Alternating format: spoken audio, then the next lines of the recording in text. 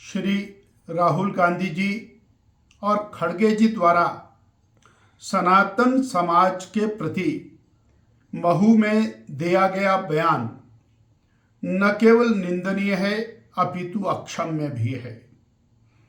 Congress party के बड़े नेता कोई भी ऐसा अवसर नहीं जाने देते जब वो हिंदू समाज को डटकर गाली ना दे।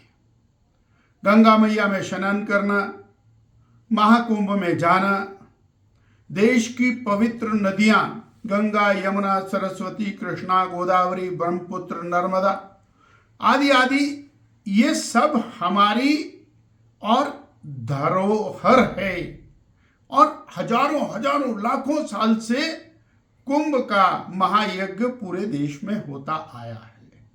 ये हमारी सांस्कृतिक विरासत है और महाकुंभ और कुंभ का आयोजन विभिन्न प्रकार की जो अनेकता है उसमें एकता का प्रदर्शन है। परंतु राहुल जी को तो किसी तरह देश को बांटना है। वो जाति के आधार पर बांटे, धर्म के आधार पर बांटे, केवल वोट प्राप्ति का लक्ष्य रख करके भारत को विभाजित करना। आज हम यहां याद कराना चाहेंगे 1947 में देश का धर्म के आधार पर बंटवारा किया गया। लाखों लाखों लोगों को अपना जीवन बलिदान करना पड़ा, करोड़ों करोड़ों लोग बेघर हुए और आज पुनः एक ऐसी स्थिति खड़े करने का जो प्रयास चल रहा है वो पूरा देश किसी भी कीमत पर स्वीकार नहीं करेगा।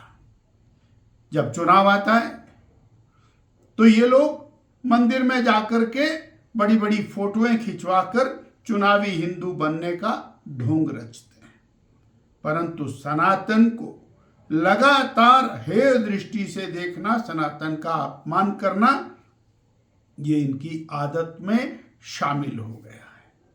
भारतीय जनता पार्टी जानना चाहती है कि क्या कभी दूसरे धर्मावलंबियों के बारे में, उनके तीज त्योहारों के बारे में, उनकी यात्राओं के बारे में भी ये कुछ इस प्रकार की बात कहने की हिम्मत रखते हैं? केवल हिंदू समाज को और लज्जित करना। आज हम गौरवान्वित हैं कि सारा विश्व महाकुंभ को देखने के लिए उमड़ रहा है और लगातार संविधान की किताब को दिखा करके संविधान तोड़ दिया जाएगा, खत्म कर दिया जाएगा।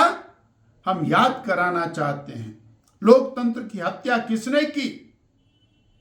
राहुल गांधी परिवार ने, नेहरू गांधी परिवार ने, श्रीमती इंदिरा गांधी जी ने तो लोकतंत्र को ध्वस्त कर दिया, देश में आपातकाल लगा दिया, लाखों लोगों को जेल की काल कोठड़ी के पीछे डाल दिया और सभी राजनीतिक दलों पर प्रतिबंध लगा दिया, सेंसरशिप लगा दी, मीडिया को और गला घोंट दिया गया।